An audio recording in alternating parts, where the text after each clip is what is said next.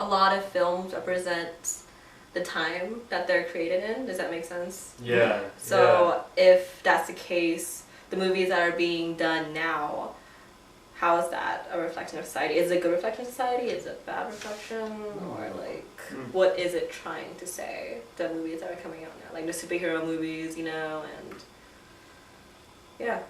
Well, I love that you brought up superhero movies because I read something that really made me think, which was that it was comparing Spider-Man 2 and the Avengers, and they were comparing like the scene in Spider-Man 2 where he rescues the people on the train, and it's this very like kind of like slow, leisurely pace, you know, dramatic, heartfelt scene, versus like the end scene of the Avengers, which is like kind of showing people's reactions to being saved from the Jatari, like, and it's done in kind of like a more like fragmented way. You see like television clips and like that to me was like really interesting. Like I think the movies, especially in recent years, like maybe like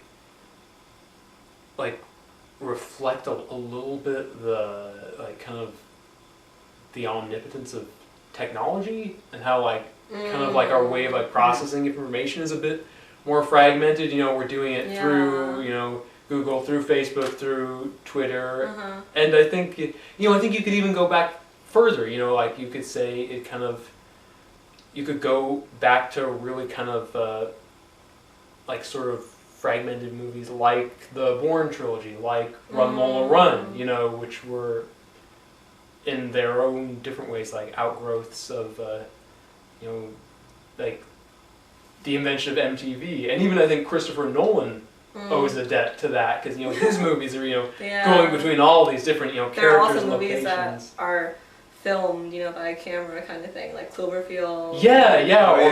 Chronicle. Found footage type of thing. There we go, found footage. Technology. So I guess, you know, I feel like, I mean, you know, am I nostalgic for, you know, movies of years past? Yes, of course. But at the same time, you know, there's a lot of great invention that's come out of this era, and that's partly due to how the world's changed, I think. So it's a two-hander for me. Yeah. But what about you guys? The thing that I came up with just now was low risk. Basically, is what is basically the climate of films now, because everything has some sort of pre-established basis. It's based on a book or a comic or a TV show, and you know it's easy to say like there's no originality left in Hollywood, but it's more. It's comfortable. It's comfortable, and it's easier to predict. Yeah. Like if we put the brand's name of this thing that was a cartoon in the 80s on our movie, then we're more likely to make money. There's a precedent for it before it even comes out. Yeah. So it'll bring a different audience too. Nostalgia.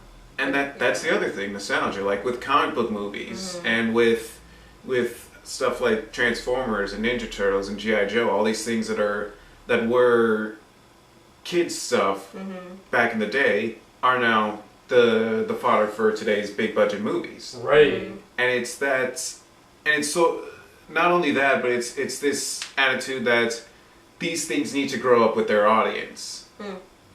Is something that struck me as interesting.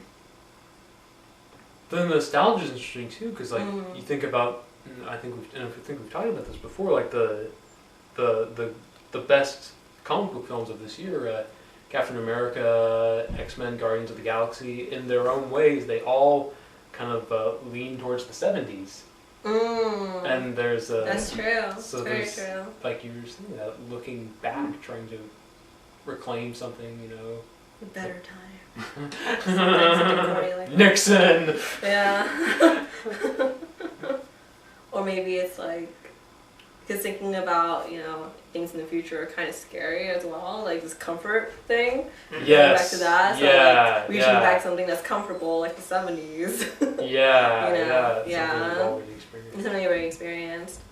or trying to change the future in some way. I feel like that's a theme in some movies nowadays. Yeah, a lot of. No, that's not a good point. Well, like Looper trying to change the future. Yeah, Looper. Yeah. Looper was good. Looper was good, but a lot. It does feel like there's a lot of like dystopian narratives. Yes, That's going on yeah, now because yeah. there is The Maze Runner was Hunger opening this Games. weekend. Maze Runner, Hunger Games. Divergence. That a lot of them are also young adult novels. Yes. It's interesting. Yeah. But it is that fear of the future. There's that, and also like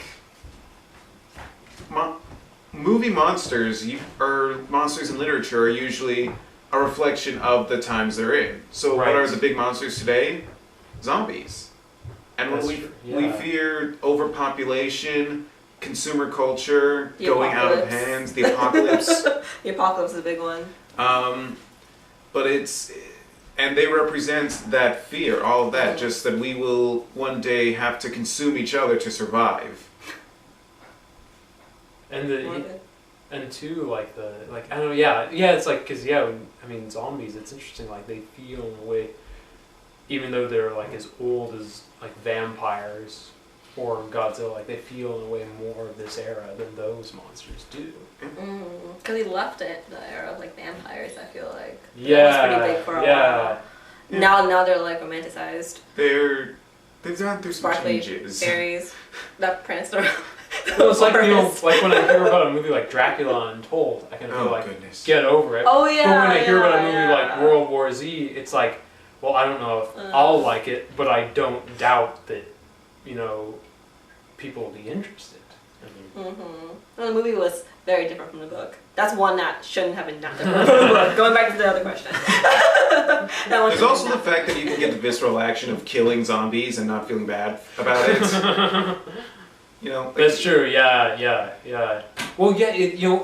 That's another thing. I mean, that I think is kind of interesting in the movies of our time. Like you have you have like really gratuitous violence, like in movies like Only God Forgives, but then you also have movies like The Wolverine, where they people are being stabbed and they're carefully editing out the gore, which is in a way kind of creepier, and then you have dehumanizing. Yeah, and then you have movies like Inception, which was really clever, I think, because they came up with this idea of, what if it's all a dream? What if we're not actually killing real people? What if we're like fighting our own subconscious? Or like if fighting the subconscious, does that have long-term consequences? Yeah, that's a good question. Yeah. If you're shooting these people who represent this guy's mind, is he going to be? How different is he going to be when he wakes up? Is he going to forget things? Is he going to act differently? Right. So yeah.